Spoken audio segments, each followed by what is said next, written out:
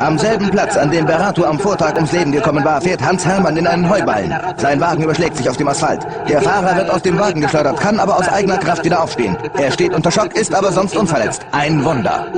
Unermüdlich verfolgte Enzo Ferrari sein Ziel, die Nummer 1. I had an accident in '66 that was certainly to change my life on the basis of my awareness to safety and the lack of it. The car of which I was trapped in had turned over several times and was terribly damaged, and I was unconscious and conscious but trapped in the car, and there was no marshals or emergency people. High-octane aviation fuel had filled up the Monaco. It was pathetic. It was really wrong. There was no medical facilities available to sustain anybody if an accident occurred. There was not enough ambulances, and even when you had ambulances, they couldn't find the hospitals.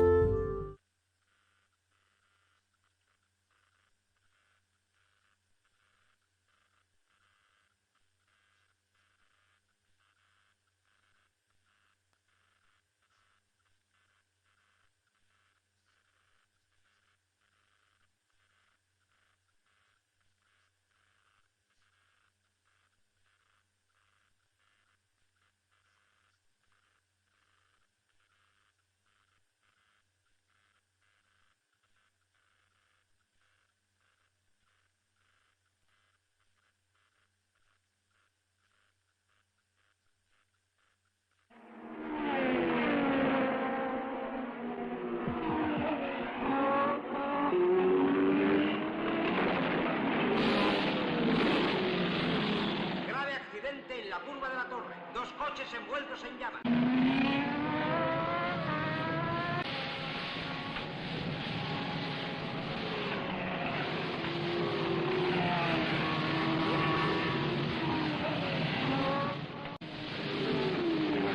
Atención, atención. Nos comunican que los coches que han chocado son los de Dustin Rich y Richard.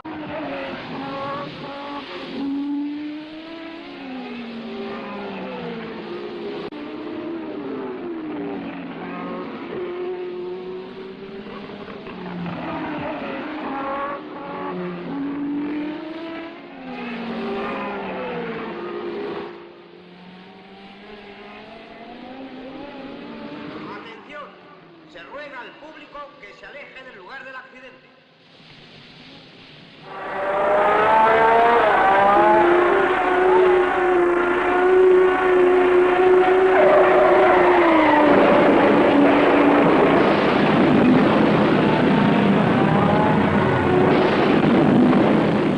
Ma Niki Lauda è un robot con l'anima.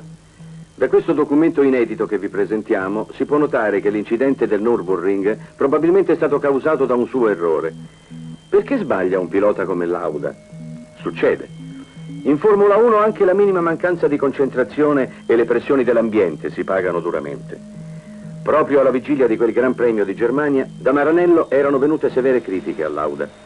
Dopo il matrimonio con Marlene, Niki non si impegna più come una volta.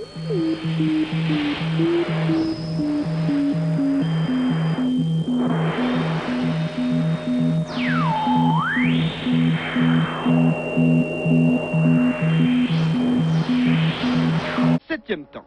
À la sortie du tunnel, ça va vite, ça va très très vite après la chicane. Et là encore, c'est un choc encore plus violent. Brundle se retrouve sur le toit, si l'on peut dire. Position inconfortable. Le pilote de Tyrrell a eu vraiment beaucoup de chance. Là aussi, la voiture est détruite. Si la sécurité intervient rapidement, il est permis de se poser des questions. Brundle lui-même se demande ce qui lui est arrivé. Un vrai miracle qu'il n'ait rien eu.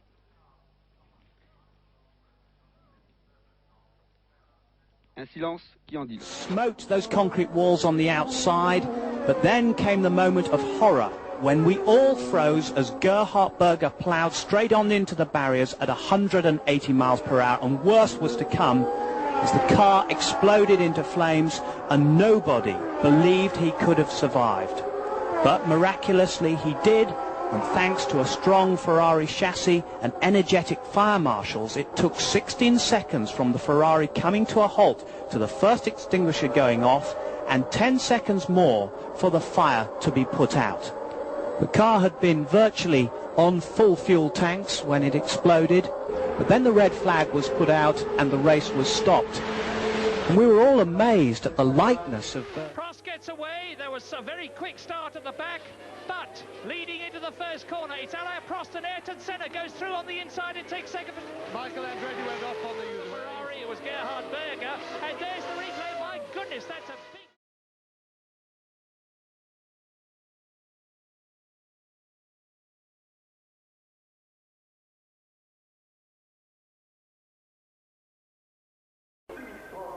Hello and welcome here on Eurosport for today's qualifying session for Sunday's Belgian Grand Prix.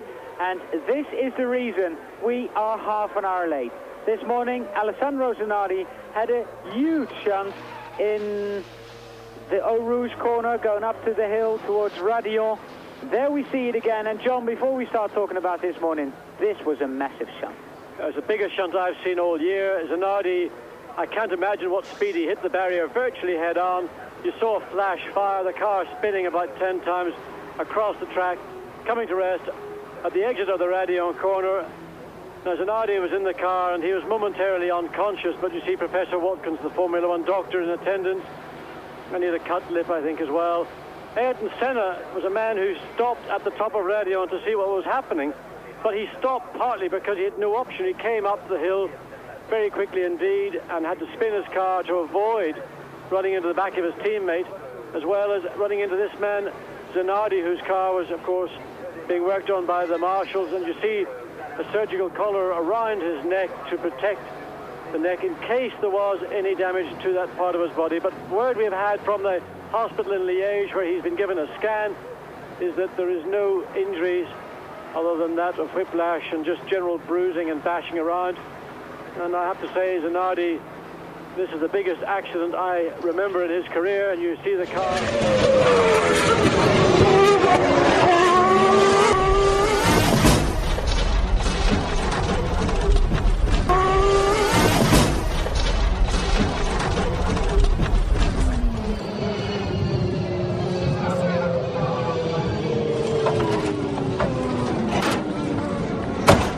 Entrei forte demais, o carro guina para a direita, é a hora que eu corrijo ele volta para cá e ele... E como o próprio Sid Watkins me falou, eu morri por 6 minutos, né? Eu engoli minha língua na pancada, então 90 G's. Was dit het beeld wat de wereld te zien kreeg? Mika Häkkinen buiten bewustzijn in de McLaren nadat hij onnoemelijk hard van de baan is geschoten. Op het punt waar Häkkinen eraf ging, rijden de wagens ver boven de 200 km per uur. Hij zal nog wel even geremd hebben, maar is daarna vrijwel frontaal met de muur in aanraking gekomen. En het werd stil op het circuit. Ook toen de herhalingen kwamen, want plots bleek dat de wagen zelfs de lucht inging.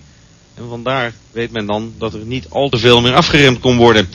De touché met de muur dus onnoemelijk hard. En de afstand die Häkkinen overbrugd heeft, van rechtsonder in uw beeld tot daar waar de wagen nu staat. Doktoren en rescue marshals verlenen eerste hulp. En als dan de tweede herhaling komt, zie je pas dat het zeer serieus is.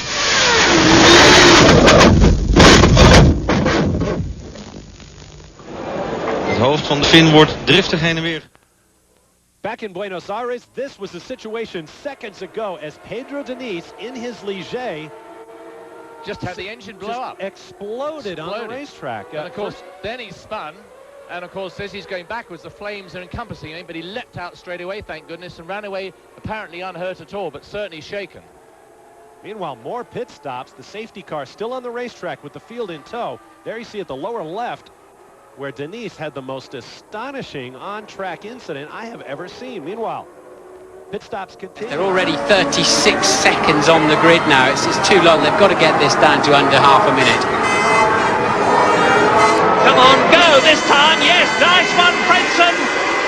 David Coulthard has got hit, Mika Häkkinen coming up alongside him. David Coulthard is blocked by Frentzen. Häkkinen moves up into second position. So he's already taken his teammate, David Coulthard, whose job now will be not only to... Oh, somebody's over. Bang, that's a Benetton in the background. Sauber, I think, Murray. Sauber upside down. Sauber upside down, Benetton behind it. and oh dear, the driver should be all right. You can see him moving inside the car. Now, it's probably Jean Lacey at the back of the grid because he was behind his teammate, Pedro Diniz. Now he's strapped into the car. He will be literally hanging from his seatbelt. Red flag, of course. I can't really see they could cover this under the safety car. Well, there is Furtz running in. That was the Benetton. And they turn the Sauber over. The left rear wheel is off, and of course now... Yeah, they have used the safety car. Surprising for me anyway. I thought they'd red flag this one with so many marshals around, but of course the cars will come through here at a dramatically reduced pace. So waved yellows, there'll be little whiteboards saying SC safety car to tell the drivers to expect, or it just dug into the soft ground, I think, and gave the impression that Dinitz's head was against the ground. But we did see him moving around inside trying to get out. Fortunately, both Stewarts away very slow. Now let's see the action. Look, Dinitz going around the outside. Look, the two Ferraris got together. Look, two Ferraris got together. Benetton goes across and clips the back of Diniz as he's minding his own business, going around the outside. Furtz hit Damon Hill, who was going very, very slowly there. The pace setters make the most of the start, with Montoya leading Ralf Schumacher. Michael made a dreadful getaway. He's a potential and unavoidable hazard. Luciano Berti's Prost is a wreck, but at least it's still the right way up. Michael Schumacher's Ferrari also has terminal injuries. 2 damaged cars and plenty of wreckage leaves the ball firmly in the court of race director Charlie Whiting. It's too close to Irvine, with the worst possible result.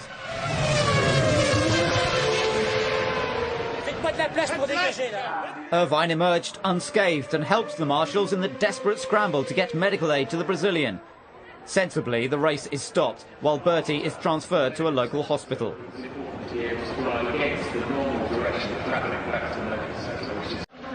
Eddie, can you tell us something about the accident? Not really, no. I was obviously going very long into the race. I was on a long one-stop, so I was very slow at the start of the race.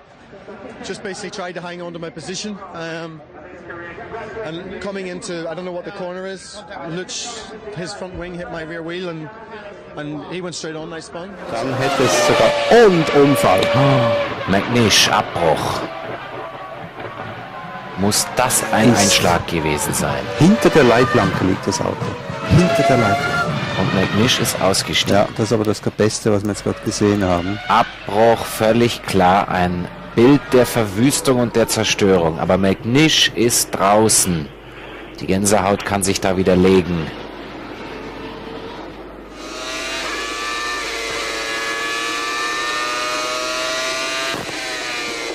Jetzt hat's auch Button gesehen.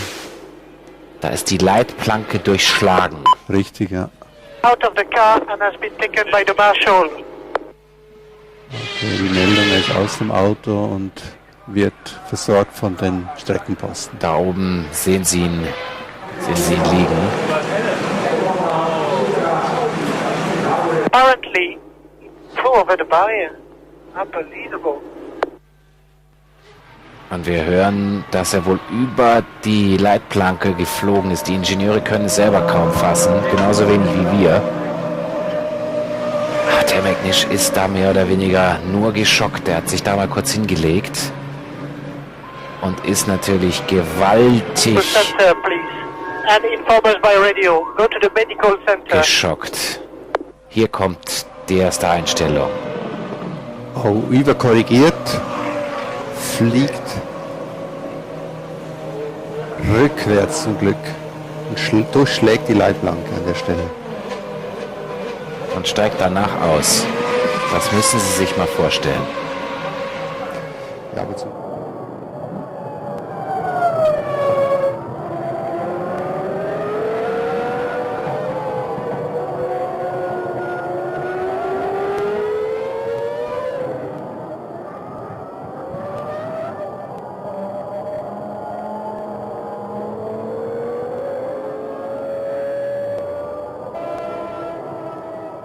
avec un bloc moteur.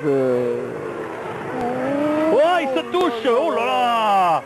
Et c'est l'abandon. Et attention, peut-être voiture de sécurité. Ça pourrait tout relancer. Coulthard pourtant Très expérimenté et Alex, pas le casque, on va le voir de l'intérieur de Wurz. Regardez, ça va être une image incroyable.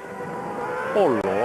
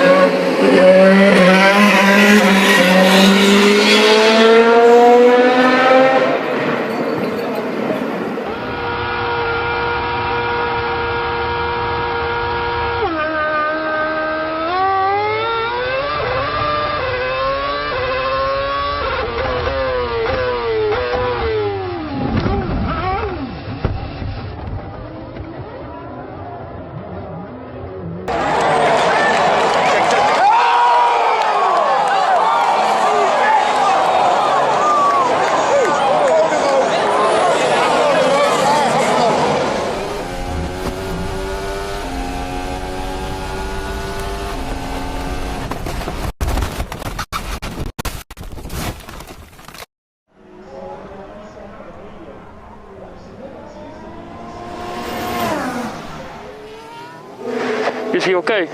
Yeah, Alonso Fernando is fine.